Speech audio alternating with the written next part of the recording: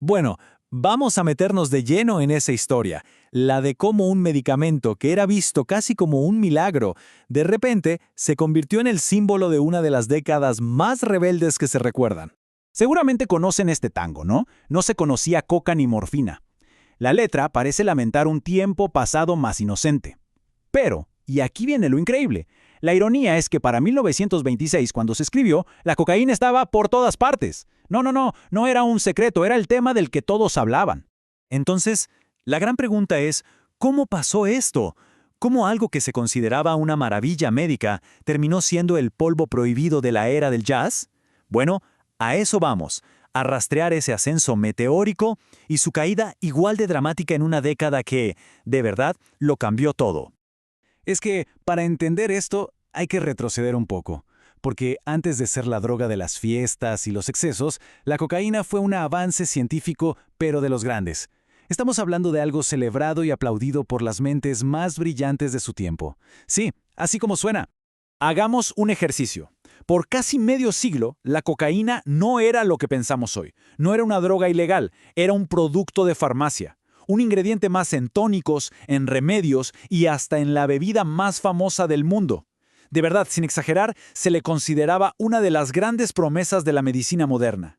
Y lo más increíble de todo es que estos productos no eran nada clandestino, ¿eh? Estaban en el botiquín de cualquier casa. Ibas a la farmacia de la esquina y los comprabas, así, sin más, sin receta, como quien hoy en día compra unas pastillas para el dolor de cabeza, a ese nivel de normalidad. Pero claro, algo cambió. Y ese algo fue la Primera Guerra Mundial. El mundo sale de una carnicería y toda una generación queda con una necesidad tremenda de olvidar, de vivir rápido. Y en ese contexto, la euforia inmediata de la cocaína apareció como la vía de escape perfecta. Y así, la cocaína se transformó en la gasolina de esa nueva era. De repente, era el símbolo de lo moderno, de la rebeldía. Era el acelerador para una década que decidió vivir al límite, como si de verdad no existiera el mañana.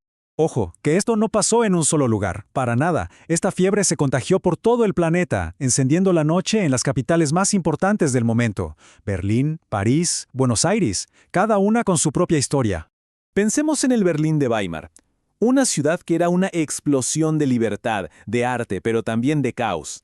Ahí, la cocaína era como la musa de los artistas expresionistas, y mientras gigantes como Merck o Bayer la producían a toneladas legalmente, los artistas la usaban para canalizar esa realidad tan intensa que les tocó vivir.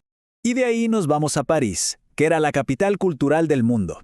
El punto de encuentro para gente como Picasso, Hemingway, artistas, bohemios, aristócratas, todos mezclados en los cafés y cabarets, buscando crear algo nuevo.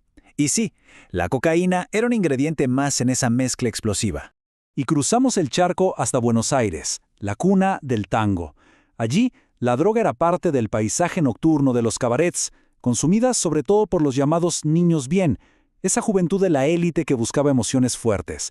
Y esa conexión, esa relación entre la cocaína y la noche porteña, quedó grabada para siempre en su música. Y es que el tango no se andaba con rodeos. Sus letras, tan directas, tan crudas, no es que insinuaran el consumo, no, lo ponían ahí, en primer plano. Se convirtieron en la crónica, casi periodística, de lo que pasaba en la noche de Buenos Aires. Escuchen esto, ¿y una noche de champán y de cocó? Pobrecita, se durmió. Se durmió. Qué forma tan poética y a la vez tan terrible de hablar de una muerta por sobredosis. El tango lo contaba así, sin anestesia. O esta otra, que es una radiografía social perfecta.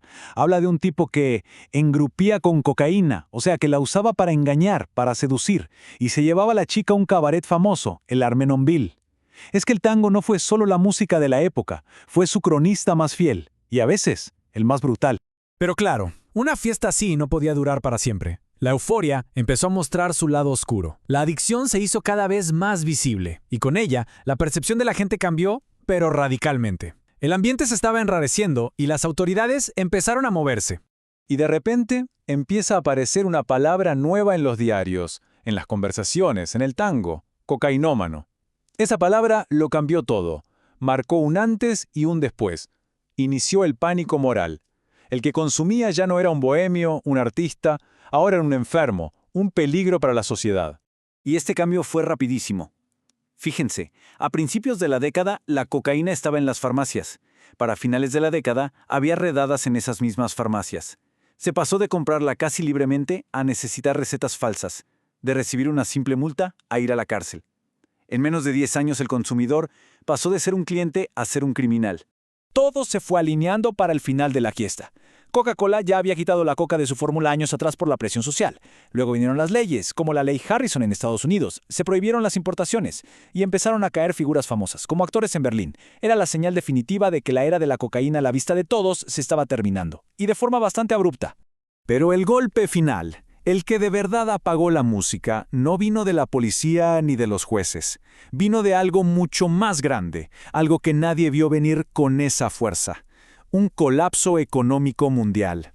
Cuando el dinero desaparece, el exceso se vuelve imposible, o por lo menos de muy mal gusto. El crack del 29 trae la Gran Depresión, y con ella un nuevo espíritu de austeridad, de sobriedad. Toda esa cultura de vivir al límite que había sido el motor del consumo simplemente se desvaneció. Así que para los años 30 la fiesta se había acabado oficialmente. La droga que había estado en el centro de la moda y la cultura fue empujada a la sombra, al mundo del crimen, y allí se quedaría escondida, bueno, por lo menos durante varias décadas. Toda esta historia es fascinante porque nos muestra un ciclo que parece repetirse: descubrimiento, euforia, pánico y prohibición. La primera gran guerra contra la cocaína terminó con los locos años 20, y esto nos deja con una pregunta flotando en el aire, ¿no? ¿Qué lecciones se nos olvidaron por el camino antes de que todo volviera y con más fuerza en los años 70?